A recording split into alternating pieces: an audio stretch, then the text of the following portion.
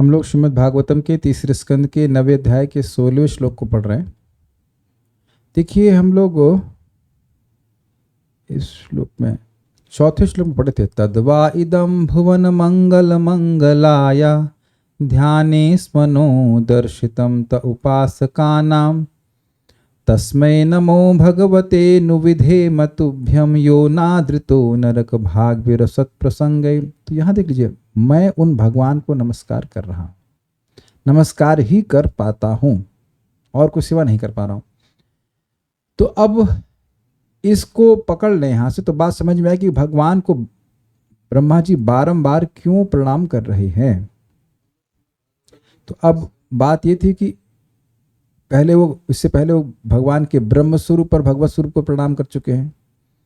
फिर भगवान का नाम इतना महान है, भगवान इतने महान है कि नामाभास से भी जो व्यक्ति मृत्यु के समय भी नामाभास कर देता है तो उसको अपनी गति प्रदान कर देते। तो इससे ऐसे सुंदर सुंदर गुणों का वर्णन कर करके वह कह रहे हैं कि मैं आपको प्रणाम कर रहा हूँ, मैं आपको प्रणाम कर रहा हूँ। समझ आ रहा है बात। उसी क्रम में वो यहाँ भगवान को कहते हैं कि आप ही ब्रह्मा विष्णु और महेश इन गुणावतारों के स्रोत हैं, इसलिए मैं आपको प्रणाम कर रहा हूँ।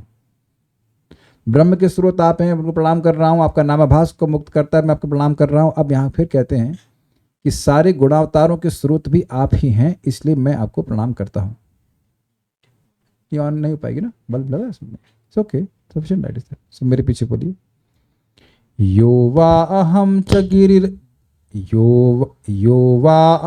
च गिरिशश्च विभु स्वयं च स्थित्युद्भव प्रलय हेतव आत्ममूलम्। यो वा अहं च गिरिशश्च विभुः स्वयं च स्थित्युद्भव प्रलय हेतव आत्ममूलम्। भित्त्वा त्रिपादवृद्ध एक उरु प्रहरोहस्तस्मै नमो भगवते भुवनात्रुमाया। भित्त्वा त्रिपादवृद्ध एक उरु प्रहरोहस् तस्मै नमो भगवते भुवनद्रुमाय।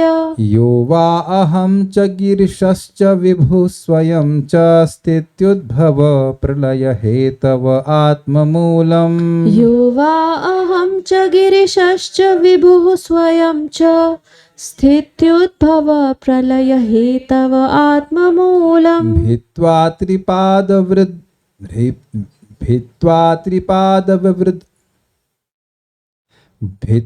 त्रिपादवृद्ध एक उरु प्ररोहस् तस्मै नमो भगवते भुवनद्रुमाया। भित्त्वा त्रिपादवृद्ध एक उरु प्ररोहस् तस्मै नमो भगवते भुवनद्रुमाय। यो वा अहं च गिरिशश्च विभुः स्वयं च स्थित्युद्भव प्रलय हेतव आत्ममूलम्। यो वा अहं च गिरिशश्च विभुः स्वयं च स्थित्युद्भव प्रलय हेतव आत्ममूलम्। भित्त्वा त्रिपादवृद्ध एक उरु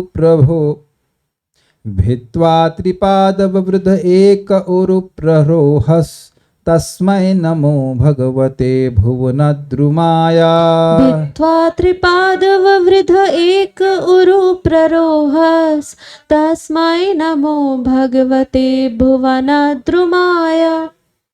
यो वा अहं च गिरिशश्च विभुः स्वयं च स्थित्युद्भव प्रलय हेतव आत्ममूलम्। यो वा अहं च गिरिशश्च विभुः स्वयं च स्थित्युद्भव प्रलय हेतव आत्ममूलम्। भित्त्वा त्रिपादवृद्ध एक उरु प्ररोहस् तस्मै नमो भगवते भुवनद्रुमाय। भित्त्वा त्रिपादवृद्ध एक उरु प्ररोहस् तस्मै नमो भगवते भुवनद्रुमाय। आपके पास स्मार्टफोन नहीं है? उनको स्मार्टफोन नहीं दिया आपने अब तक? और 10th में ही? अच्छा रे, 10th में आकर के आपने स्मार्टफोन नहीं दिया, बड़े जालिम हैं आप। अच्छा आपका नहीं, उन्हीं का। ठीक है, ठीक। ज्ञान कैसे मिलेगा फिर बच्चे को? 10th में आ गया। फिर से बोलते हैं, यो वा अहं च गिरिशश्च विभुः स्वयं च स्थित्युद्भव प्रलय हेतव आत्ममूलम् यो वा अहं च गिरिशश्च विभुः स्वयं च स्थित्युद्भव प्रलय हेतव आत्ममूलम् भित्वा त्रिपादविवृध एक उरुप्ररोहस्तस्मै नमो भगवते भुवनद्रुमाय भित्त्वा त्रिपादववृध एक उरुप्ररोहस् तस्मै नमो भगवते भुवनद्रुमाय बोलिए यो वा अहं च गिरिशश्च विभुः स्वयं च स्थित्युद्भव प्रलय हेतव आत्ममूलम् यो वा अहं च गिरिशश्च विभुः स्वयं च स्थित्युद्भव प्रलय हेतव आत्ममूलम् भित्त्वा त्रिपादववृध एक उरुप्ररोहस् तस्मै नमो भगवते भुवनद्रुमाय भित्त्वा त्रिपादववृध एक उरुप्ररोहस्तस्मै नमो भगवते भुवनद्रुमाय। आपने बोला था, हाँ बोलिए। यो वा अहं च गिरिशश्च विभुः स्वयं च स्थित्युद्भव प्रलय हेतव आत्ममूलम् यो वा अहं च गिरिशश्च विभुः स्वयं च स्थित्युद्भव प्रलय हेतव आत्ममूलम् भित्त्वा त्रिपादववृध एक उरुप्ररोहस् तस्मै नमो भगवते भुवनद्रुमाय भित्त्वा त्रिपादविवृध एक उरुप्ररोहस्तस्मै नमो भगवते भुवनद्रुवाय। ठीक।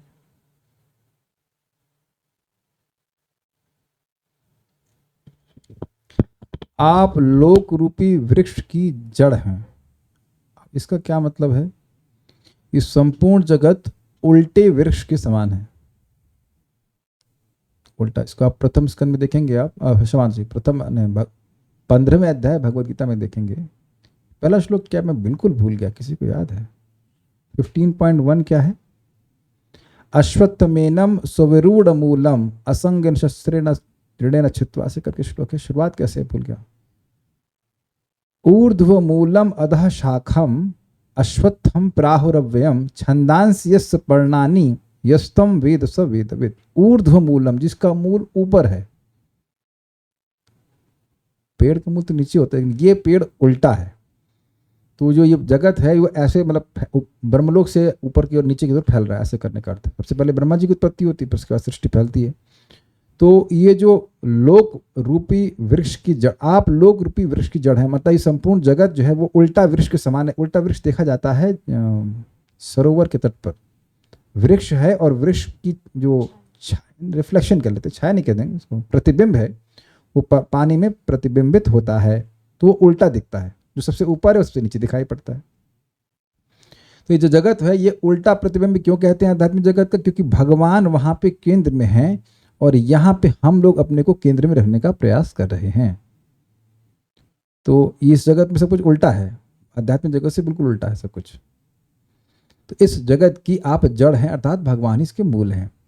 यह वृक्ष सर्वप्रथम भौतिक प्रकृति को 3 तनों के रूप में मुझ यानी ब्रह्मा जी, शिव तथा सर्वशक्तिमान आपके रूप में सृजन, पालन तथा संहार के लिए भेद कर निकला है, और हम तीनों से अनेक शाखाएं निकल आई हैं। तो बात सिंपल सी है, भगवान ने अपने आप को ब्रह्मा जी, शिव जी और विष्णु के स्वरूप में विस्तारित किया, जो कि गुणावतार हैं, और इनसे अनेक अनेक शाखाएं निकल गई हैं।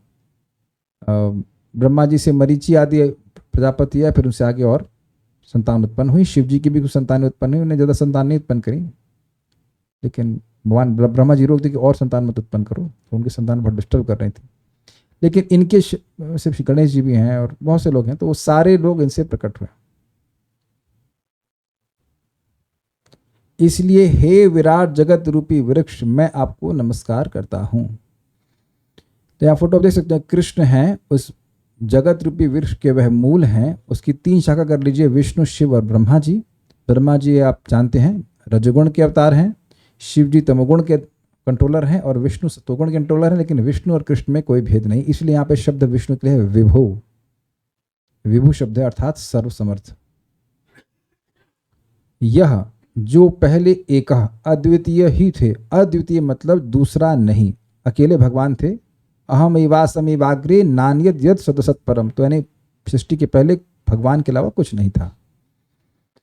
आत्ममूलम, इसका अर्थ क्या है? स्वयं भगवान ही जिसके मूल अर्थात अधिष्ठान है, उस प्रधान को भित्वा यानी भेद कर। इसका क्या मतलब है?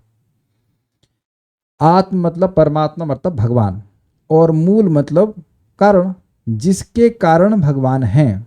तो प्रधान के कारण भगवान हैं कि नहीं है? प्रधान भगवान से आता है, भगवान की शक्ति है।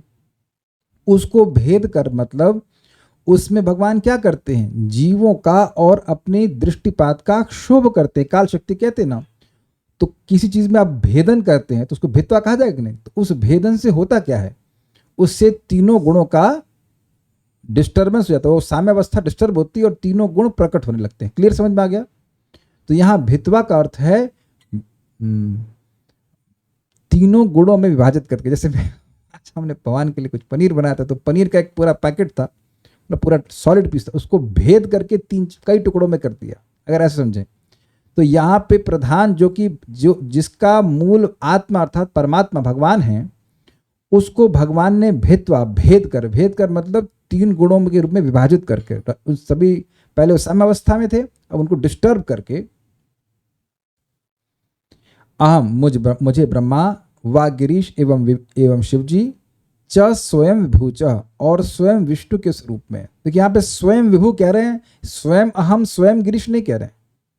इसका मतलब ये है कि भगवान कृष्ण और भगवान विष्णु में स्वरूपतः कोई भेद नहीं। बिल्कुल देखिए श्लोक में स्पष्ट है। पता नहीं लोग कैसे बोल देते हैं कि शिव जी, ब्रह्मा जी और विष्णु एक ही हैं। ये बहुत बड़ा अपराध है, ये बहुत बड़ा अपराध है। ब्रह्मा जी रजोगुण के अवतार हैं और रजोगुण का संपर्क करते हैं। शिव जी तमोगुण के अवतार हैं, मतलब तमोगुण के नियामक है, तमोगुण में नहीं है लेकिन तमोगुण का संपर्क करते हैं। वो वह विष्णु तत्व हैं जो तमोगुण का संपर्क करते हैं। जीव गोस्वामी इसको बताते हैं कि जैसे दीपक है, तो एग्जाम्पल दिया था कि एक दीपक से बहुत सारे दीपक जलाते हैं, फिर भी वही एक दीपक, सारे दीपक एक समान शक्ति वाले हैं। लेकिन शिव जी वैसे दीपक हैं जो कालिक से ढका है। ये जीव गोस्वामी समझाते हैं इस प्रकार से कि शिव जी जो है वो तमोगुण का संपर्क करते हैं, विष्णु तत्व, लेकिन वह तमोगुण को टच करते हैं। इसका मतलब ये नहीं कि वह स्वयं तमोगुण में है, लेकिन वह वैसी शक्ति का प्रकाशन नहीं करते जैसे कि भगवान यानी कोई विष्णु तत्व करते हैं। जैसे मोक्ष प्रदान करने वाले केवल विष्णु हैं। स्वयं शिव जी कहते हैं मुक्ति प्रदाता विष्णु एवं न संशय। स्पर्श करते हैं, तमोगुण में नहीं। वो तो आपने सुना ना, वैष्णवा नाम यथा शंभु, तो सारे वैष्णव में शंभु शिव जी सर्वश्रेष्ठ, तो तमोगुण में कैसे हो सकते हैं? लेकिन स्पर्श जरूर करते हैं। Very subtle point. और स्वयं विभु, विभु का हमने क्या अर्थ सुना? विभु का मतलब बहुत है व्यापक। विभु का अर्थ है सर्व समर्थ, है ना। तो वह सर्व समर्थ मतलब उनकी कोई लिमिटेशन ही नहीं है, वो सब कुछ कर सकते हैं। तो इसलिए स्वयं विभु का मतलब हो गया स्वयं भगवान कृष्ण अपने आप को विष्णु स्वरूप में विस्तारित करते हैं। अब स्वयं का मतलब समझ रहे हैं? भगवान कृष्ण से बलराम जी, बलराम जी से प्रथम चतुर्व्यूह, उसके बाद द्वितीय चतुर्व्यूह, उसके बाद महासंकर्षण, फिर उसके बाद महाविष्णु, महाविष्णु से गर्भोदक विष्णु भी इस प्रकार से है। लेकिन इनमें कोई तत्वतः भेद नहीं। इसलिए यहाँ क्लियर समझना चाहिए कि स्वयं विभु के रूप में स्थिति मतलब पालन, उद्भव मतलब सृष्टि, और प्रलय के हेतु के लिए, प्रलय के लिए त्रिपात ब्रह्मा आदि तीन शाखा जिसकी थी, मतलब भगवान तीन शाखाओं के रूप में हुए। त्रिपात मतलब तीन शाखा थी, ब्रह्मा जी, शिव जी और विष्णु। और उनकी क्या हो गई? उरु प्ररोह। उरु का मतलब होता है बहुत ज्यादा। उरुक्रम सुना है आपने? इनका विक्रम बहुत महान है, बहुत बड़ा है, बड़े बड़े कार्य करते हैं। और प्ररोह मतलब शाखा प्रशाखा, मरीचि आदि अनेक शाखा वाला होकर। समझे? तीन शाखा हो गई, ब्रह्मा विष्णु शिव जी, और उसके बाद इनकी अनेक अनेक शाखा हो गई। मुझे ये नहीं समझ में आ रहा है कि विष्णु के बेटा कौन था। भगवान विष्णु डायरेक्टली तो कोई पैदा नहीं किए हैं। नरकासुर, हाँ ओके। भगवान विष्णु ने वराहदेव के रूप में आया, तो लेकिन वराहदेव के रूप में आया ना, वो विष्णु के रूप में नहीं आया। एनीवेज, मरीचि प्रजापति हैं, ये इनके बेटे हैं, ब्रह्मा जी के बेटे हैं। ब्रह्मा जी के सीधे मन से प्रकट हुए थे। ये अभी आप तीसरे स्कंद में आके सुनेंगे। मरीचि, कश्यप, ये सब जो है ये सब ब्रह्मा जी के मन से प्रकट हुआ। हाँ, ये भी कह रहे हैं ब्रह्मा जी को विष्णु जी का बेटा ही तो बताया गया, ये भी ठीक है। विष्णु जी से ब्रह्मा, ये भी ठीक है। भगवान पहले विष्णु के रूप में आए, विष्णु से ब्रह्मा जी सारे बेटे हैं, ये भी ठीक है। लेकिन यहाँ पे गुणावतार के रूप में भेद कर रहे हैं कि इस प्रकार से। ववृद्धे मतलब उगे, तो ये भगवान एक अपने आप को वृक्ष के रूप में फैला लिए, वो जड़ भी हैं और वृक्ष भी हैं इस तरह से। तस्मय उन भुवन द्रुमाय, द्रुम का मतलब होता है पेड़ और भुवन का मतलब होता है जगत, उस भुवनाकार भगवते भगवान को नमः नमस्कार है। यो वा अहम च गिरिश्च विभु स्वयं च, जो मुझ मेरे रूप में यानी ब्रह्मा जी, शिव जी और स्वयं विष्णु के स्वरूप में स्थिति उद्भव प्रलय हेतव यानी कि पालन के लिए, सृष्टि के लिए और प्रलय के लिए आत्ममूलम प्रधान को भित्वा, आत्ममूलम मतलब भगवान जिसके कारण है, उस प्रधान को भित्वा यानी कि गुणों के रूप में, 3 गुणों के रूप में विभाजित करके त्रिपाद ववृद्ध 3 शाखा के रूप में बढ़े। ये शाखा का नाम आपने सुन लिया। यद्यपि वह एक थे पहले, और उरु प्ररोहा उसके बाद उसकी अन्य अन्य शाखाएं होती चली गई। तस्मय नमो भगवते भुवन द्रुमाय, उन भगवान को मैं नमस्कार करता हूं जो इस जगत के वृक्ष स्वरूप हैं। क्लियर? ये एक अर्थ है, उसमें और भी अर्थ आएगा। ठीक है, आएगा। श्रीधरी, श्री भगवान के गुणों, अवतारों तथा कर्मों को बोधित करते हुए उनको नमस्कार करते हैं। विश्वाकार आकारित, विश्व के आकार वाले वृक्ष स्वरूप श्री भगवान को नमस्कार हैं। वे भुवनाकार आकारित वृक्ष स्वरूप श्री भगवान एक ही हैं, किंतु ब्रह्मा, विष्णु तथा रुद्र नामक 3 मुख्य शाखाओं के रूप में फैले हैं। बिल्कुल स्पष्ट हो रहा है। इन 3 शाखाओं का मरीचि आदि प्रजापतियों तथा मनवादि के रूप में बहुत अधिक विस्तार हो गया है। जैसे मनु भी आपने सुना था, ब्रह्मा जी के मन से मनु और शत्रुपा प्रकट हुए, फिर उसके बाद उनकी संतान उत्पन्न हुई, हम सब मानव लोग। इस प्रकार के श्री भगवान भुवनाकार रूपी वृक्ष के रूप में स्थित है। मतलब ये जगत आपने सुना है, हम लोग कई बार सुन चुके हैं इस बात को कि इस जगत को भगवान के रूप में धारणा की जाती है। 14 भुवन जो हैं वह भगवान के क्या बोलते हैं, पाताल अमेतस्य हि पाद मूलम, भगवान के जो ये पाताल लोक है भगवान के चरण कमल है। ये धारणा भी की जाती है कि ये जगत भगवान से अभिन्न है, भिन्न भी नहीं है, उन्हीं की शक्ति है। तो ऐसी धारणा की जाती है कि जगत भगवान इस जगत के रूप में होगा, ये बात कही जाती है। ठीक है, इसलिए इन भगवान को नमस्कार है। कहाँ गया? ऐसे आपको नमस्कार ही था। हाँ, वे भगवान कैसे बढ़े, किस प्रकार से ये वृक्ष बढ़ा, तो इसको बतलाते हुए कहते हैं कि स्वयं ही जिनके आश्रय हैं उस प्रकृति को 3 गुणों के रूप में विभक्त करके बढ़े। समझे? आत्ममूलम शब्द की व्याख्या हो रही कि उस प्रधान के कारण वो स्वयं है, आत्मूलम, उसको भित्वा, उसको 3 गुणों के रूप में विभाजित किया, फिर वह इस जगत का विस्तार किए। श्री भगवान रूपी वृक्ष की 3 शाखाओं को बतलाते हुए कहते हैं कि मैं यानी ब्रह्मा, शिव जी तथा स्वयं भगवान विष्णु, ये तीनों क्रमशः जगत की उत्पत्ति, स्थिति तथा संहार को करते हैं। वे ही त्रिपाद होकर बढ़े, मतलब 3 शाखा उसका आगे बढ़ गए। बहुत इजी श्लोक है, मेरे ख्याल समझने में कोई कठिनाई नहीं होगी। नेक्स्ट, सारतर्षणी। समझने में कठिनाई नहीं होती है, कठिनाई उठा करके पढ़ने में होती है। है कि नहीं? और ये भी कुछ बातें हैं कि श्लोक की संस्कृत से इसको समझने में थोड़ा सा, अगर हम स्वयं पढ़ते तो नहीं समझ में आता है, तो थोड़ा सा अन्वय देख करके समझ में आती बात, बाकी तो इजी है। लेकिन अगर कोई श्रीमद् भागवतम नहीं सुनता है तो वो क्या समझेगा? वो समझेगा कि शिव जी, विष्णु और ब्रह्मा जी सब बराबर हैं।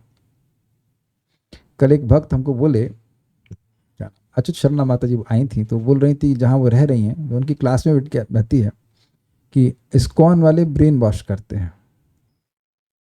तो ये नेगेटिव सेंस में बोल रही थी। तो हमने कहा उनसे पूछो कि आप अपने क्लॉथ वॉश करती हो? तो आप कहें कि आप क्या कर रही थी? I was washing my clothes. तो ये गंदी बात है कि अच्छी बात है? भक्तों क्या बोलते हैं, गंदी बात है अच्छी बात है? Should we wash our clothes और not wash our clothes? And when do we wash our clothes? When it is dirty. तो वो कह रहे हैं कि इस्कॉन वाले ब्रेन वॉश करते हैं। तो इसका मतलब है कि ब्रेन में गंदगी है तब ना वॉश करते हैं। कि ब्रेन को ही वॉश करते हैं। जब क्लॉथ वॉश करने की बात आएगी तो क्लॉथ बह नहीं जाता है। आप वॉशिंग मशीन में डालते हैं, ऐसा नहीं कि क्लॉथ घुल गया और क्लॉथ कपड़ा वॉश नहीं हुआ, केवल उससे कचरा बाहर जाता है ना। गलत तो नहीं कह रहे हैं। कई बार कोई कोई कहे तो आप बोलना कि तो आप गलत नहीं, बिल्कुल सही कहते हैं कि इस्कॉन वाले ब्रेन वॉश करते हैं। उसके जो संस्थापक हैं श्रीमन चैतन्य महाप्रभु, उन्होंने बताया है चेतो दर्पण मार्जन चित्त रूपी दर्पण का मार्जन होता है। तो जिसका चित्त रूपी दर्पण मार्जित नहीं होगा वो कहेगा सब बराबर है, उसके दिमाग में भरा है कचरा, इसलिए कुछ दिखाई नहीं पड़ रहा है। जब शास्त्र में लिखा है कि शिव जी ब्रह्मा जी और विष्णु भी भगवान कृष्ण से ही आए हैं, तब आप ऐसे कैसे कह सकते हो कि सब कुछ बराबर है। ये है कठिनाई। इसलिए जब व्यक्ति को जब समझ में आता है कि सभी चीज़ों के मूल भगवान श्री कृष्ण हैं, तो भी उसको भाव प्राप्त होगा भगवान के प्रति। जो व्यक्ति के अंदर कृतज्ञता होगी, सब कुछ भगवान दे रहे हैं, मेरी इंद्रिय तृप्ति भी भगवान दे रहे हैं, सब कुछ, everything. How can I forget Krishna? I can not gratify my senses without Krishna. कुछ भी खाते हो तो भगवान से आ रहा है ना, चाहे पॉपकॉर्न हो या कुछ भी, anything. I just had popcorn today, we had much reflecting. ये पॉप्स, कॉर्न और ये पॉप जो हो रहे हैं, सारे अनाज तो वैसे पॉप नहीं होते हैं। भगवान ने व्यवस्था करे कि कॉर्न ही पॉप होगा। आपने सोचा कब इस तरह से कि गेहूं डालेंगे तो नहीं पॉप होता है? Krishna made that. तो व्यक्ति कृतज्ञ होना चाहिए कि एक एक चीज, हमारी आंख, जीभ, कान, जो कुछ भी है वो सब भगवान व्यवस्था कर रहा है ना, ये कोई और नहीं कर रहा। तो इसीलिए ये पॉइंट बार बार श्रीमद् भागवत में आता है, क्योंकि ये गीता में भगवान बोले अहम सर्वस्य प्रभव मत्तः सर्वम प्रवर्तते इति मत्वा भजन्ति माम बुद्धा भाव समन्वितः। यह मान करके, कैसे मानेंगे? गीता भागवत को सुन करके मान करके फिर व्यक्ति भाव समन्वित होकर के भक्ति करता है। क्योंकि इस जगत में हम देखते हैं कि हमारे अंदर ये भाव हो ही जाता है कि ये व्यक्ति कर रहा है, वो व्यक्ति कर रहा है, क्योंकि वही दिखाई पड़ता है और उनके प्रति कृतज्ञ होकर हम उनके प्रति कुछ कार्य करते हैं, दैट इज नॉर्मल। लेकिन यह नहीं दिखता कि भगवान सहायता कर रहे हैं। चलिए आगे बढ़ते हैं। सारा दर्शनी। तो ये सब सुनने से बात हमारा चित्त मतलब पवित्र होता है और व्यक्ति को समझ में आता है कि कृष्ण सभी चीजों के स्रोत हैं। सारा दर्शनी। ब्रह्मा जी नमस्कार करते हुए यह इंगित करते हैं कि केवल उन्हें ही नहीं अपितु महतत्व पर्यंत समस्त तत्वों को भगवान के प्रति समर्पित हो जाना चाहिए, क्योंकि वे सभी भगवान से ही उद्भूत हुए हैं। अब ये अलग लिंक बनाते हैं, बड़ा सुंदर लिंक है। हमने यह सुना था कि महतत्व आदि देव के जो तत्व हैं उनके भी नियामक देवता हैं। यद्यपि महतत्व जड़ है लेकिन उसके भी नियामक देवता हैं। कुछ याद आ रहा है? उन्होंने भी प्रार्थनाएं अर्पित करी थी, हम लोग पढ़ चुके हैं, तीसरे स्कंद में पढ़ चुके हैं। तो वो कहते हैं, ब्रह्मा जी कहते हैं कि ऐसा नहीं कि केवल मैं ही नमस्कार कर रहा हूं, अपितु सभी के सृष्टा भगवान हैं। भाई प्रधान से महतत्व, महतत्व से सूत्र तत्व और पता नहीं क्या क्या चीजें आ रही हैं, अहंकार और सब कुछ आ रहा है, वो सभी के, क्योंकि सभी के स्रोत भगवान हैं, इसलिए इन सभी को भगवान को समर्पित होना चाहिए। दूसरा, हमारे इर्द गिर्द जो भी वस्तुएं हैं वह भी प्रधान से आई हैं, इसलिए हर वस्तु को भगवान को समर्पित करके ही ग्रहण करना चाहिए। ये भी बहुत बड़ी इंपॉर्टेंट बात है। वह एक अर्थात एक भगवान ब्रह्मा विष्णु तथा शिव से युक्त त्रिपाद अर्थात 3 विशाल शाखाओं तथा मरीचि तथा मनु आदि प्रजापतियों से निर्मित उरु अर्थात विस्तृत शाखा उपशाखा के माध्यम से वृद्धि करते हैं। उरु प्ररोहा शब्द जोड़ लीजिएगा, उसमें प्ररोहा शब्द मतलब शाखा होता है। इस प्रकार वृद्धि करने हेतु उन्होंने क्या किया? इस प्रकार वृद्धि करने हेतु उन्होंने क्या किया, मतलब इस प्रकार से वृद्धि करने के लिए उन्होंने क्या किया? What did you do to expand like this? तो कहते हैं आत्ममूलम अर्थात सभी देहों के कारण स्वरूप प्रधान को 3 गुणों में विभाजित करके भगवान ही ब्रह्मा विष्णु एवं शिव बन गए हैं। ये कुछ समझ में आया? भगवान ने क्या किया? प्रधान को गुणों में अपनी काल शक्ति का शोभ किया, गुणों का विभाजन किया और सृष्टि होने लगी। अब यह मत सोच लीजिएगा कि शिव जी प्रधान, इसका शरीर प्रधान से आए, ये नहीं कह रहे हैं। प्रधान को विस्तारित कीजिए। हाँ, यह सत्य है कि ब्रह्मा जी का शरीर महतत्व से बना है, लेकिन शिव जी का शरीर सच्चिदानंद है, वह महतत्व से नहीं बना है। आप कहीं नहीं पढ़ेंगे कि शिव जी का शरीर जो है वो महतत्व से बना है, उनका तत्व अलग ही है। वो विष्णु तत्व हैं लेकिन तमोगुण का संपर्क करते हैं। वह महतत्व प्रधान, उनका शरीर प्रधान की सृष्टि नहीं है। ध्यान से सुन लीजिएगा, शिव जी का शरीर स्पिरिचुअल है, शिव जी का शरीर प्रधान से नहीं बना है। ब्रह्मा जी का शरीर किससे बना है? महतत्व से, बुद्धि तत्व से बना हुआ है, ये हम सुनते हैं। और भगवान विष्णु तो सच्चिदानंदमय हैं ही, बहुत ध्यान से सुनना होगा। ब्रह्मा जी की आयु फिक्स है और शिव जी के मरण के बारे में तो हम लोग कहाँ सुनते हैं, कभी सुनते हैं? अरे वृकासुर जब कह रहे हैं कि जब वृकासुर उनके पीछे भागा तो वो भागे, वहां टीका पढ़ेगा केवल शिव जी लीला कर रहे हैं वहां। ऐसा नहीं कि शिव जी को फूंक देगा, वो शिव जी को नहीं मारा जा सकता। शिव जी कभी मरे हों आप आज तक कभी नहीं सुनेंगे, ना हम लोग आज तक शास्त्र में पढ़ रहे हैं, वो कभी नहीं सुने कि शिव जी ब्रह्मा जी की आयु तक रहते हैं और समाप्त हो जाते हैं, ऐसा कुछ भी नहीं लिखा है। शिव जी स्वयं प्रलय करते तो वो खुद प्रलय कैसे हो जाएंगे? Is it not? वो आप विष्णु अपने आप को प्रकट अप्रकट करते हैं, ये तो हमने सुना है। इसी प्रकार शिव जी भी अपने आप को प्रकट अप्रकट करते हैं। He can manifest through Brahma ji. Brahma कभी कभी ब्रह्मा जी की प्रकृति से प्रकट हो जाते हैं, कभी कभी सीधे विष्णु से प्रकट हो जाते हैं कल्प भेद के अनुसार। लेकिन शिव जी मरने वाले व्यक्ति नहीं, वो देह त्याग करते हो, ऐसा कुछ भी नहीं। ऐसा आप कहीं मुझे अगर मिल जाए तो बताना सका, हम आज तक तो कभी नहीं पढ़े हैं, कभी नहीं पढ़े इस तरह से। वो तत्व ही अलग है, वो जीव तत्व की तरह से देह और देही का भेद इस प्रकार का वहां पे नहीं देखना पड़ेगा। किंतु उनके कार्यों का वर्णन उचित क्रम में नहीं किया गया है। देखिए यहाँ पे लिखा है स्थिति, उद्भव, और एक मिनट श्लोक देखिए, यहां लिखा है अहम गिरिश्च विभु स्वयं, यानी ब्रह्मा, शिव जी और विष्णु।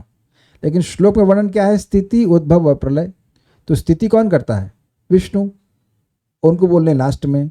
उद्भव कौन करता है? ब्रह्मा जी, लेकिन उनको बोलने पहले। और प्रलय करते हैं शिव जी, तो उनको बोलने बीच में। तो इसलिए यह नहीं सोच लेना चाहिए कि ये जो क्रम श्लोक में लिखा हुआ है उसी क्रम के अनुसार उनके कार्य भी हैं। वो अपने पहले जो सुने उसके अनुसार ग्रहण कर लेना।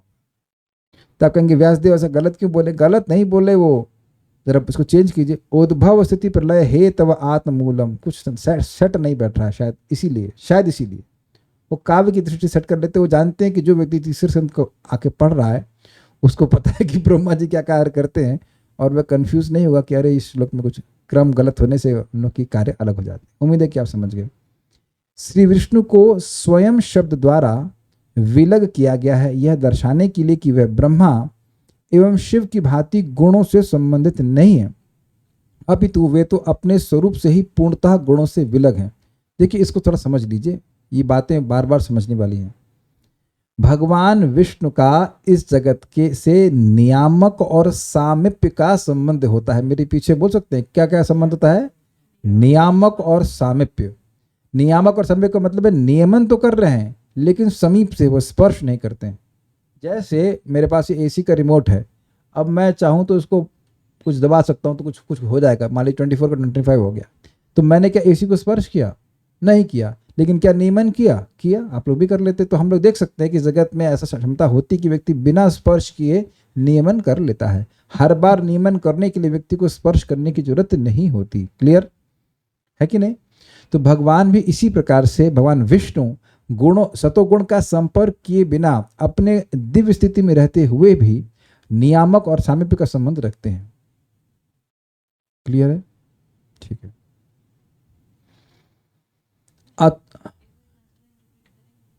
भगवान विष्णु इस जगत में सतोगुण का संपर्क करते हैं, लेकिन किस रूप में हम संपर्क करते हैं? नियामक और सामीप्य, समीपता रहती है, समीपता रहती है, लेकिन वह सतोगुण का स्पर्श भी नहीं करते। वे सदा ही अपनी व्हाट इज दैट गुणातीत अवस्था में रहते हैं, शुद्ध सत्वमय स्थिति में रहते हैं। ये सब आप लोग प्रथम स्कंद के दूसरे अध्याय में अगर उसको पढ़ेंगे तो वहां और क्लियर हो जाएगा। ये बात वही बात बताई गई बार बार।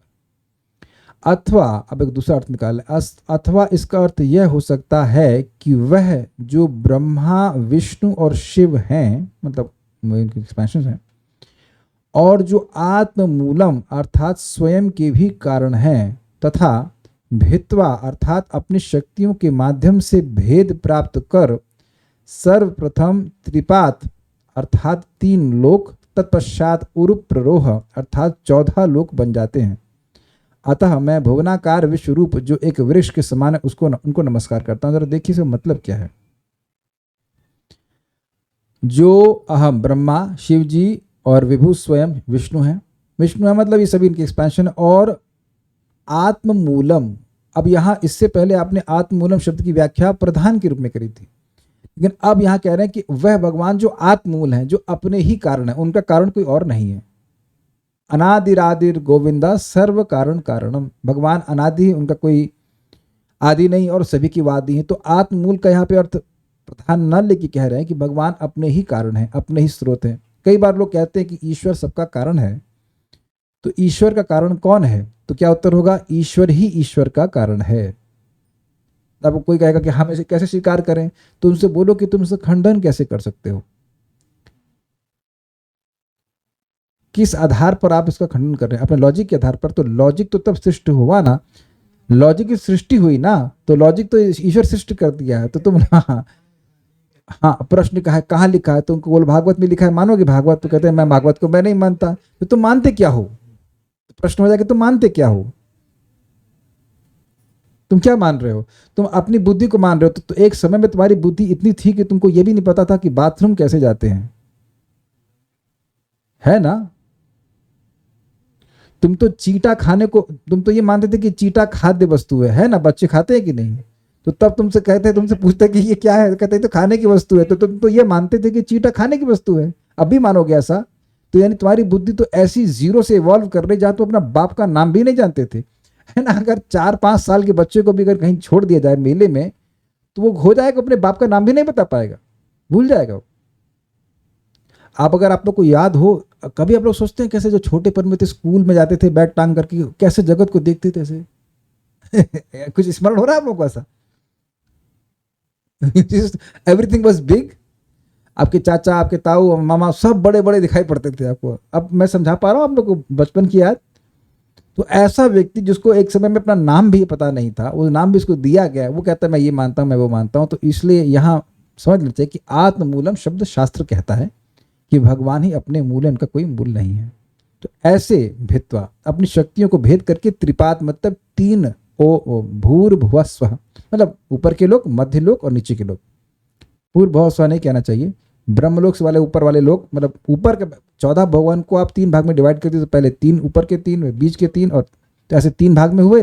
फिर वह है उर प्ररोह, मतलब वह 14 भुवनों के रूप में हो गए। तो ऐसे भुवनाकार भगवान को मैं प्रणाम करता हूं, ये भी एक अर्थ है। 3 प्रकार के लोक हो गए, ऊपर के लोक, मध्य लोक और नीचे के लोक, पाताल लोक तक। अब उसके बाद उसको और डिवाइड कर दिया गया, 14 लोक में हो गया, शाखा प्रशाखा उसी प्रकार से। तो ये 2 अर्थ यहां पे आ गए। यहां समझ लेंगे तो प्रपात का तात्पर्य क्लियर है। तात्पर्य, विराट जगत मोटे तौर पर 3 जगतों में उच्चतर, निम्न तथा मध्य लोकों में विभाजित है। ये क्या व्याख्या हो रही है? त्रिपाद की। और तब परम मूल रूप भगवान के प्राकट्य से ये विराट जगत 14 लोकों में फैल जाता है। अब देखिए, अब आप जब तात्पर्य को पढ़ रहे हैं तो आपको समझ में आ रहा होगा कि ये तात्पर्य में प्रपात ऐसा क्यों ओपन कर रहे हैं। त्रिपाद उर प्ररोह, उसकी व्याख्या कर रहे हैं। त्रिपाद मतलब 3 विभाजन, और फिर उसके आगे 14 विभाजन हो गए। भौतिक प्रकृति, इसको ऐसे समझ लीजिए जैसे भारत। तो अब पूरे विश्व को देखें तो भारत एक विभाजन है, या कह लीजिए कॉन्टिनेंट्स एक 7 विभाजन हो गए, फिर उनके देशों में विभाजन हो गया, और उसके बाद अब देश में अन्य क्या कहते हैं उसको, प्रदेशों का विभाजन हो गया। तो ऐसे इस 3 सेक्शन ले लीजिए, और उसके बाद उसमें 14 विभुवन हो गए। भौतिक प्रकृति जो विराट जगत का कारण प्रतीत होती है, केवल कारण अथवा भगवान की शक्ति है। केवल कारण अथवा भगवान की शक्ति है, इंग्लिश में क्या लिखा है? एनीवेज, यहाँ कहने का प्रपात, यहाँ पे कहने का मतलब है, जो मैं समझ रहा हूँ, आत्ममूलम शब्द जो है वो प्रधान को इंगित करता है, और प्रधान इस जगत का कारण है, और उसके मूल भगवान है। Material nature, which appears to be the cause of the cosmic manifestation, is only the agency or energy of the Lord. अब ये एकदम क्लियर हो जा रहा है, वह केवल एजेंसी है, एजेंट है। जो क्या समझ लीजिए यहाँ प्रभुपाद क्या कहना चाहते हैं, भौतिक प्रकृति जो इस जगत का कारण प्रतीत होती है वो केवल एजेंट है। अब वो कारण ऐसे हिंदी नहीं समझ आ रही, एक एजेंट है, मतलब यह मूल कारण नहीं है। जैसे आप लोग समझते हैं LIC का एजेंट होता है, तो वो एजेंट है, वो LIC का संस्थापक नहीं है, उसके पास पूरी शक्ति नहीं, वह किसी के नियमन में कार्य करता है। ये एजेंट शब्द आप समझते हैं, एजेंट मतलब से क्या कहते हैं, हाँ हायर किया हुआ, एक और शब्द आपने सुना होगा CBI का एजेंट। तो एजेंट मतलब वो CBI के अनुसार कार्य कर रहा है, LIC का एजेंट तो LIC के अनुसार कार्य कर रहा है ना। Agent means he has to act as on behalf of that some other person, उसकी स्वतंत्रता नहीं है। इसीलिए प्रपात कहते हैं, इसकी पुष्टि भगवद गीता में हुई है, मया दक्षिण प्रकृति सूयते सचराचरम। केवल भगवान के अधिक्षण में भौतिक प्रकृति समस्त सृजन पालन तथा संहार का कारण प्रतीत होती है। मतलब ऐसा लग रहा है कि अपने आप हो रहा है, बारिश अपने आप हो रही है कि नहीं, बारिश होते हुए देखते हैं, लेकिन व्यक्ति यह नहीं सोचता कि बारिश भगवान की अध्यक्षता में हो रही है। तो ये बात व्यक्ति को समझना चाहिए। अच्छा एग्जाम्पल मैं देता हूँ, अभी हमारे पास हमने पॉपकॉर्न मशीन मंगाई, so I can have snacks without oil. अब मैंने उसमें पॉपकॉर्न कर्नल्स डाले, समझ रहे ना एग्जाम्पल, मैंने ही उसको ऑन किया। अब मैं दूर खड़ा हो गया और पॉपकॉर्न आना शुरू कर दिया, अरे अरे ये मशीन से तो पॉपकॉर्न आ रहा है अपने आप, तो ये मूर्खता होगी कि नहीं। मान लो मैं दूर खड़ा हो गया और मैं खुद ही आश्चर्य कर, वाह वाह कितने सारे पॉपकॉर्न निकल रहे हैं इसमें से। अब आप बताओ क्या उस मशीन में क्षमता है कि पॉपकॉर्न अपने से निकाल ले? बिल्कुल क्लियर है ना। So good proper example. या प्रभुपाद एग्जाम्पल देते हैं कि एक धान का ढेरी है और उसमें से कुछ क्या कहते हैं उसको, स्कॉर्पियन को क्या कहते हैं उसको, केकड़ा नहीं, स्कॉर्पियन को कुछ बिच्छू। तो बिच्छू ने जाकर के अंडे दे दिए उसके अंदर, उसमें गर्मी रहती, तो उसके बाद अंडे से बिच्छू आने लग जाए तो व्यक्ति क्या सोचेगा, अरे धान के ढेर से बिच्छू आ रहा है। लेकिन क्या धान के ढेर से बिच्छू आ सकता है? नहीं आ सकता है। तो ऐसा कारण प्रतीत होती है, और इसी लोग देवी मैया शक्ति की उपासना करते हैं। ये साइंटिस्ट भी प्रभुपाद समझाते हैं, शक्ति शाक्त हैं, ये शक्ति की ही उपासना करते हैं, ये भगवान की शक्ति इस जगत की ही खोज में लगे रहते हैं, इसी में रिसर्च में लगे रहते हैं। क्लियर हो गया। लेकिन समझना चाहिए कि जब तक कोई चैतन्य व्यक्ति पीछे ना हो, जड़ पदार्थ कार्य नहीं कर सकता है। ओके, भगवान पालन सृजन तथा संहार के लिए अपना विस्तार क्रमशः विष्णु, ब्रह्मा तथा शिव इन तीन रूपों में करते हैं। प्रकृति के तीन गुणों के नियंत्रण के इन तीन प्रमुख अभिकर्ताओं में विष्णु सर्वशक्तिमान है। यद्यपि वे भौतिक प्रकृति में पालन के निमित्त हैं, किंतु वे प्रकृति के नियमों द्वारा नियंत्रित नहीं होते। बिल्कुल स्पष्ट है। अन्य दो ब्रह्मा तथा शिव यद्यपि लगभग विष्णु जितने ही शक्तिशाली हैं, किंतु वे भगवान की भौतिक शक्ति के अधीन होते हैं। अभी लगभग का क्या मतलब है? भगवान ने अपनी ही इच्छा से ब्रह्मा जी को ऑलमोस्ट अपने बराबर सृष्टि करने की शक्ति दी है। मतलब सृष्टि करने की शक्ति उतनी दी है जितना भगवान कर सकते हैं, डेलीगेट किए हैं। क्या समझते हैं? पावर ऑफ अटॉर्नी कहा जाता है। इस जगत में बोलते हैं कि भाई अब मेरे आप इतना काम कर दो, तो शक्ति देने वाला दूसरा व्यक्ति है, लेकिन शक्ति वो उस कार्य को करने की शक्ति उतना दिया है जितना वो देना चाहता है। मैं समझा पा रहा हूँ। ब्रह्मा जी प्रलय नहीं करते हैं, प्रलय करने की शक्ति भगवान की है, लेकिन वह ब्रह्मा जी को नहीं दी, सृष्टि करने की दी है। और प्रलय करने की शक्ति शिव जी को दी है, और वह भी उनके अंतर्गत कार्य कर रहे हैं। समझ पा रहे हैं बातें? सारी शक्तियां भगवान की हैं, लेकिन वह लोगों को डेलीगेट किए कि आप ये करिए, आप ये करिए। और पालन करना सबसे मुश्किल है, तो पालन वह स्वयं ही कर रहे हैं। आपने सुना था स्थिति वैकुंठ विजय। स्थिति जो जब जगत की सृष्टि हो गई, उसका जो पालन हो रहा है, उसमें वो इतना कठिन कार्य है कि भगवान के अलावा कोई कर ही नहीं सकता। इसलिए कहते हैं वैकुंठ, ये भगवान विष्णु की विजय है, ये उनका उत्कर्ष है कि पालन केवल विष्णु ही कर सकते हैं। आप सभी लोग अनुभव कर रहे हो कि संतान उत्पन्न करना आसान है, मर जाना तो सभी के लिए बड़ा और भी आसान है, लेकिन पालन करना बहुत मुश्किल होता है। और सभी जीवों का पालन करने वाले एकमात्र भगवान विष्णु है, ये बात समझना। लेकिन वह भी लेकिन एक इंटरेस्टिंग बात है, जब यह नियामक प्रकृति के संपर्क में है, तो इनका उपासक प्रकृति के परे कैसे हो सकता है? समझे? इसीलिए उसमें लिखा है प्रथम स्कंद के दूसरे अध्याय में, श्रेयांस तत्र खलु सत्व नृणाम स्यु।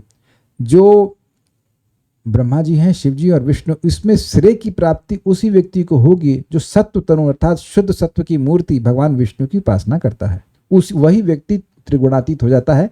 इसीलिए शिव जी कहते हैं मुक्ति प्रदाता विष्णु एव न संशय। मुक्ति मतलब गुणों से, गुणों के प्रभाव से मुक्ति, वो देने वाले केवल विष्णु हैं क्योंकि वह गुणों के परे हैं, वो देते ही हैं। अब ये बात आपने कई बार सुनी होगी और कुछ खास फायदा नहीं लग रहा होगा, लेकिन जब आप हरे कृष्णा कृष्ण कृष्ण हरे हरे, हरे राम राम राम हरे हरे, स्वाभाविक सी बात है कि हम लोग देख रहे हैं कि धीरे धीरे करके गुणों का प्रभाव कम होता जाता है। उतना ही समय कोई और अगर किसी देवता की पूजा कर रहा है उसमें ऐसा परिवर्तन आप नहीं देखोगे, उससे आपसे ज्यादा भी पूजा करेगा तब भी परिवर्तन नहीं देखेंगे। तो ये बात समझ लीजिए, दुर्बुद्धि हरत्वम शुद्ध सत्व बुद्धि प्रदायकम। भगवान का नाम भी भगवान के समान है, सेम चीज, विडंबनानी।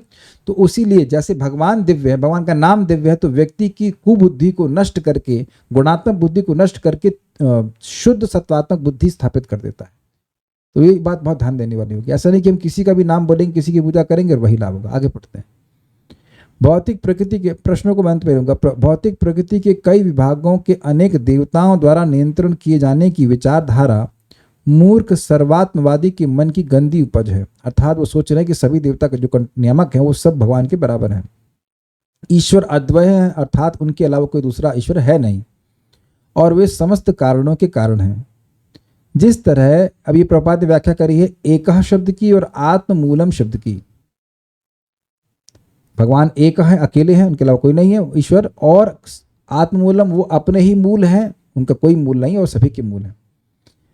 जिस तरह सरकारी कामकाज के अनेक विभागीय अध्यक्ष होते हैं, उसी तरह ब्रह्मांड के कामकाज की व्यवस्था के लिए अनेक अध्यक्ष हैं। निर्विशेषवादी अल्प ज्ञान के कारण वस्तुओं के यथार्थ स्वरूप के व्यक्तिगत प्रबंधन में विश्वास नहीं करते। मतलब वह ये नहीं मानते हैं कि हर कार्य के पीछे व्यक्ति है। किंतु इस श्लोक में स्पष्ट बताया गया है कि हर वस्तु साकार है, वह निराकार या निर्विशेष नहीं है। प्रस्तावना में हम पहले इस बात की व्याख्या कर चुके हैं और इस श्लोक में इसकी पुष्टि हुई है। इंट्रोडक्शन पर समझा चुके हैं। भौतिक जगत रूपी वृक्ष का वर्णन भगवद गीता में उस अश्वत्थ वृक्ष के रूप में हुआ है जिसकी जड़ें ऊपर को हैं। जब हम किसी जलाशय के तटवर्ती वृक्ष के प्रतिबिंब को देखते हैं तो हमें ऐसे ही वृक्ष का वास्तविक अनुभव होता है। इजी है। जल में वृक्ष का प्रतिबिंब उसकी ऊर्ध्वमुखी जड़ों से नीचे लटकता प्रतीत होता है। यहाँ जिस सृष्टि रूपी वृक्ष का वर्णन हुआ है वह सत्य का प्रतिबिंब मात्र है और यह सत्य परब्रह्म विष्णु है। वैकुंठ लोकों की आंतरिक शक्तिमान अभिव्यक्ति में वास्तविक वृक्ष विद्यमान है और भौतिक प्रकृति में प्रतिबिंबित वृक्ष इसी वास्तविक वृक्ष का प्रतिबिंब मात्र है। जिन रसों को जीव भगवान कृष्ण से संबंधों में आदान प्रदान करके अनुभव करता है, उन्हीं को वो यहाँ भोगना चाहता है। चाहे वो शांत हो, प्रकृति को देखना, बड़े सुंदर वस्तुओं को देखना, या वो दास्य हो, किसी का स्वामी बनना या किसी का दास बनना, या मित्र हो या वात्सल्य हो या श्रृंगार हो। लेकिन आप देखेंगे कि ये सारे रस कुछ समय के बाद खट्टे हो जाते हैं। तो ये उल्टा होने का मतलब समझना होगा, यहाँ पे हर व्यक्ति अपने को केंद्र में रखना चाहता है, अपनी इंद्रिय तृप्ति करना चाहता है और आध्यात्मिक जगत में सभी लोग कृष्ण की सेवा करना चाहते हैं। तो बहुत सिंपल लगती होगी बात, लेकिन देखिए जो व्यक्ति किसी भी स्थान में क्यों ना हो, अगर वह कृष्ण को केंद्र में रखकर अपना जीवन बिताने का प्रयास कर रहा है तो वह आध्यात्मिक जगत में ही है। This is very powerful system. यद्यपि ऐसा लग सकता है कि वो बॉम्बे में है या दिल्ली में है, लेकिन वो वृंदावन में ही है। अगर वह वृंदावन के कार्य कर रहा है, अर्थात भगवान को केंद्र में रखकर उनको प्रसन्न करने का कार्य कर रहा है। जे दिन गृहे भजन देखी गृहे तो गोलोक भाया। भक्ति ठाकुर जी कहते हैं इसका मतलब क्या है? गोलोक में सभी के कार्यों के केंद्र कौन है? कृष्ण है। तो अगर हम यह ट्रेनिंग स्वीकार करते हैं, समझते हैं, पढ़ते हैं, समझते हैं, करते हैं कि हमारे सभी कार्यों के केंद्र कृष्ण है, तो हम तुरंत ही आध्यात्मिक जगत में प्रवेश कर सकते हैं। ये बात है, ये चीजें हैं, बहुत इंपॉर्टेंट पॉइंट है। और नहीं तो आप सोचिए, अब यहाँ तो कुछ है नहीं, कोई फल लेके आइए, फल लीजिए, कोई बड़ा फल लेके आना कुछ, तो फल अगर कोई ला के दे और आपको खाने को मिले तब तो भूख शांत हो जाएगी, लेकिन प्रतिबिंब दिखा दे तब कितना भूख शांत होगी। अभी मैं दिखाता हूँ आप लोग को। आज तक मैंने कुछ नहीं दिया, आज मैं आप लोग को फल देता हूँ। इनको तो फल मिला भी नहीं लगता है। हाँ मिल गया, हाँ मिल गया, मिल गया, yes yes yes yes yes. तो अब देखिए यह फल एक्चुअली मेरे हाथ में है, और आप लोग कैच कीजिए। अगर मैं फेंकूं और कैच करने का प्रयास करेंगे तो कुछ नहीं मिलेगा। देखिए जस्ट आपके कितने पास आ गया। Is it not just so near to you? सो जाए और आप लोग हाथ बढ़ाएंगे तो कहेंगे हमारे पास खुद बहुत सारे फल हैं, क्या दिखाते हो फल। But point is very simple, your hand is so near to you. Is it not? एकदम सब हर एंगल से आप इसको देख सकते हैं, लेकिन ये प्रतिबिंब ही है आपके लिए। Is it okay? ये बात हम समझ जाए, बात सिंपल सी लगती है, लेकिन यही है सुख का सूत्र। पूरा जीवन भागते रहेंगे इन प्रतिबिंबों के पीछे, इन तृप्ति के पीछे, और सुख कभी नहीं मिलेगा। It will be illusory. निर्विशेषवादियों का यह सिद्धांत कि ब्रह्म समस्त विविधता से शून्य होता है झूठा है, क्योंकि भगवत गीता में वर्णित प्रतिबिंबित वृक्ष असली वृक्ष के प्रतिबिंब होने के बिना विद्यमान नहीं रह सकता। समझे आप? अब आप लोग मेरे हाथ में एक ये जो एप्पल देख रहे हैं, नहीं दिख रहा आपको एप्पल? नहीं, कैसे प्रॉप यूज करते हैं? जब एप्पल है ही नहीं तो एप्पल वहां स्क्रीन में कैसे दिखेगा? कुछ समझे आप? जब मैं मान लीजिए यहां पे हूं ही नहीं तो कैसे दिखाई पड़ूंगा आपको? तो ये जगत दिख रहा है और जगत प्रतिबिंब है आध्यात्मिक जगत का। तो आप यह कहते हो मायावादी कि वहां कोई विविधता नहीं है। तो अब बताओ, जब यहां हाथ में एप्पल है ही नहीं तो रिफ्लेक्शन कैसे होगा, प्रतिबिंब कैसे आएगा? कितना सुंदर एग्जाम्पल दे रहे हैं। समझ में आया बात? तो अगर आप ये कहते हो कि जगत विकृत प्रतिबिंब है, ये वो भी स्वीकार करते, तो इसका मतलब है कि वास्तविकता होगी। जैसे प्रभुपाद एग्जाम्पल देते हैं कि मृग मरीचिका जल की प्रतीति होती है, तो वहां जल नहीं है, लेकिन इसका मतलब यह नहीं कि जल कहीं है ही नहीं। ये बहुत गंभीर है। देखिए, अगर हम ये सोचते हैं कि वहां कुछ नहीं है, ना परिवार है, ना बच्चे हैं, ना कुछ है, तो व्यक्ति सोचेगा अरे वहां कुछ नहीं, यहाँ तो बहुत कुछ है, पत्नी भी है, खाने के लिए भी है, और बच्चे भी हैं, घर भी है, वहां मैं क्यों जाऊं? और इससे व्यक्ति को भौतिकतावाद में अधिक प्रेरणा मिलती है। और जब आप यह सोचते हैं या सुनते हैं अरे वहाँ कितना सुंदर सुख है, वहाँ हमारा वास्तविक परिवार है, हम कृष्ण के संग रह सकते हैं, तो इस जगत की मिथ्या संबंधों के प्रति व्यक्ति अनाकृष्ट रहता है, या जो संबंध हैं भी उनमें कृष्ण को केंद्र में रख के करता है। बहुत बड़ी बात है। प्रथम स्कंद में हम उसको पढ़ा चुके हैं कि इस मायावाद के द्वारा व्यक्ति भौतिकतावाद में और अधिक लिप्त हो जाता है, वो विरक्त नहीं हो पाता है। Because we like varieties. आप लोग आज मान लीजिए कहें कि हम क्या कर रहे हैं, भगवान के लिए फीस्ट बना रहे हैं, क्या है इसमें? कुछ नहीं है। तो कुछ नहीं को फीस्ट कहा जाता है। उम्मीद है कि आप लोग कुछ फीस्ट बनाते होंगे तो आप उसमें 3-4 से अधिक आइटम बनाते होंगे, और आप देखेंगे उत्साह होता है, ये बनाएंगे, वो बनाएंगे, ये खाएंगे, वो खाएंगे। Variety is mother of enjoyment. और वैरायटी को ही जीरो कर देंगे तो फिर कोई एंजॉयमेंट नहीं, तो वहां जाना ही क्यों चाहेंगे? क्लियर? इसलिए आप देखना कि जो लोग भी निरंकारी होते हैं वो विरक्त नहीं हो पाते, वो और भोगों में पड़े रहते हैं। उनके जितने चेले होंगे वो और विरक्त होते चले जाएंगे, सॉरी आसक्त होते जाएंगे, बिकॉज वी लाइक वैरायटी। ठीक है। असली वृक्ष आध्यात्मिक प्रकृति के नित्य अस्तित्व में स्थित रहता है, जो दिव्य विविधता से पूर्ण है, और भगवान विष्णु उस वृक्ष की भी जड़ है। मतलब आध्यात्मिक जगत के स्रोत भी भगवान है, यद्यपि आध्यात्मिक जगत की सृष्टि नहीं होती है। असली तथा मिथ्या दोनों ही वृक्षों की जड़ वही भगवान है, लेकिन मिथ्या वृक्ष असली वृक्ष का विकृत प्रतिबिंब मात्र है। यहाँ पर ब्रह्मा अपनी ओर से तथा शिव जी की ओर से असली वृक्ष रूप भगवान को नमस्कार कर रहे हैं। तो आप कहेंगे शिव जी तो नमस्कार नहीं कर रहे हैं। अब ये प्रश्न है, शिव जी तो यहाँ नमस्कार नहीं कर रहे हैं, तो प्रभुपाद ऐसा क्यों कहा कि शिव जी भी नमस्कार कर रहे हैं? देखिए, वो जान रहे हैं कि हम सभी के स्रोत भगवान हैं। तो एक लीडर के रूप में कह रहे हैं कि मैं उन सब की ओर से आपको प्रणाम कर रहा हूं, सबको आपकी शरण लेनी चाहिए। शिव जी तो करते ही हैं, लेकिन इस तरह से प्रभुपाद का वाक्य प्रश्न में ले लेता हूं, कुछ भक्तों के हैं। Why is it said that Lord Shiva is born from Brahmaji? Because he is born. Brahmaji is under the spell of Lord's Maya. He is being influenced by the 3 modes of material nature. Then how Shiva Tattva is different? Because it is different. आप ये कहते हैं कि शिव जी का तत्व different क्यों है? ये प्रश्न गड़बड़ है। हमको ये बताया जा रहा है कि शिव जी का तत्व अलग है। यह प्रश्न मत करिए कि शिव जी का तत्व अलग क्यों है। अब मैं आपसे पूछूं कृष्ण भगवान क्यों हैं, तो आप क्या कहेंगे? कृष्ण भगवान है। तो ये हमको बताया जा रहा है, we can't really ask this question कि शिव जी अलग क्यों हैं। शिव जी अलग हैं, वो शाश्वत रूप से अलग हैं, ऐसा है तो है। अच्छा ये बताएंगे वन वन क्यों है, तो ये प्रश्न नहीं संगत बनेगा ना कि वन वन क्यों है। और देखिए समझ लेना होगा कि ब्रह्मा जी का यद्यपि हम बोल रहे हैं कि गुणों के प्रभाव में आ जाते हैं या गुणों के संपर्क कर लेते हैं, but he is not lusty. वो रजोगुण में है लेकिन ऐसा नहीं कि वो लस्टी हो जा रहे हैं। आप वो दूसरे स्कंद में सुन चुके हैं, कहते हैं कि मेरी मति कभी भी भौतिक विषयों में नहीं जाती है। ब्रह्मा जी स्वयं इस बात को बोलते, कभी भी नहीं जाती है। वह रजोगुण को स्वीकार जरूर कर रहे हैं और भगवान रजोगुण का उपयोग करके उनके द्वारा सृष्टि कराते हैं, but not that he becomes lusty है। मरीचिगण को पनिश क्यों किया गया? मरीचिगण को तो उसमें ब्रह्मा जी की क्या दिक्कत है?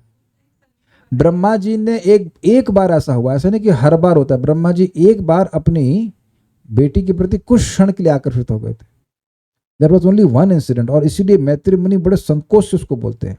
और इसी कारण से मरीचि आदि जो बेटे थे वो जो हंस दिए थे, इसलिए उनको मतलब निम्न जन्म स्वीकार करना पड़ेगा। इसलिए बताया गया कि जो लोग बड़े श्रेष्ठ हैं उनसे कुछ गलती भी हो जाती है तो उनमें दोष नहीं देखना चाहिए। जैसे कि शिव जी हैं, अच्छा बाकी जगह जैसे सूर्य के एग्जाम्पल, सूर्य जो है वह मलमूत्र के स्थान को भी पवित्र कर देता है लेकिन स्वयं अपवित्र नहीं होता है। तो ब्रह्मा जी में एक हल्का सा दिखा करके ये हम लोग को शिक्षा दी जाती है कि ये सब बातें बड़ी खतरनाक हैं, लेकिन ऐसा नहीं कि अब वो शिव ब्रह्मा जी लस्टी बाबा बन गए, नॉट लाइक दैट। वो एक वैष्णव संप्रदाय के संस्थापकाचार्य हैं। वो भी भक्त के रूप में गुणों से परे ही है, लेकिन एक मैनेजर के रूप में वह गुणों को स्वीकार करते हैं। ध्यान दीजिएगा इस बात को। वो वहाँ पे और बातें और क्लियर होंगी जब उसको पढ़ेंगे। मैं समझता हूँ तीसरे नहीं पढ़ेंगे हम लोग आगे जाकर। ब्रह्मा जी और शिव जी भगवान के सत्ता विषयवतार हैं, हाँ ये आप कह सकते हैं। गुणावतार कहते हैं, शक्ति प्रदान किए उनको सृष्टि करने के, प्रलय करने के, ठीक है शक्ति प्रदान किए। विष्णु तत्व और विष्णु अवतार सेम होते हैं, not necessary in a sense कि भाई विष्णु तत्व तो सारे जो भगवान के स्वरूप हैं आध्यात्मिक जगत में हैं, वह विष्णु अवतार तब कहे जाएंगे जो जगत में अवतरित होंगे।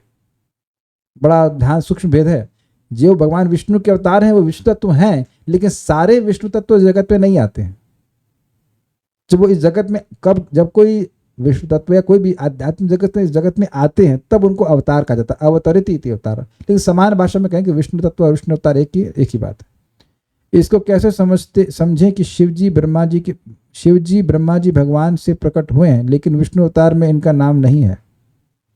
अच्छा कैसे समझते हैं आप? कुछ भी श्रीमद् भागवतम प्रमाण ममलम। अब पता नहीं आप कब से भागवतम सुनना शुरू किए हैं, लेकिन प्रथम स्कंद के दूसरे अध्याय में प्रवचन दिए गए हैं, उसको आप पढ़ लेंगे तो बिल्कुल स्पष्ट समझ में आ जाएगा। पार्थिवो दारुणो धूमस तस्मात् अग्निस्त्रयीमयः, श्लोक ढूंढ के देंगे। पृथ्वी का ही विकार है पार्थिवो लकड़ी, और लकड़ी से आता है धुआं, और आगे से पार्थिवो दारुणो धूमस तस्मात् अग्निस्त्रयीमयः। तो लकड़ी और धुआं और अग्नि, तीन एग्जाम्पल ले लीजिए। लकड़ी में ना तो प्रकाश है और ना एक्शन है, चलती नहीं लकड़ी, तो ये हो गया तमोगुण का एग्जाम्पल, और शिव जी इसके अधिष्ठाता हैं।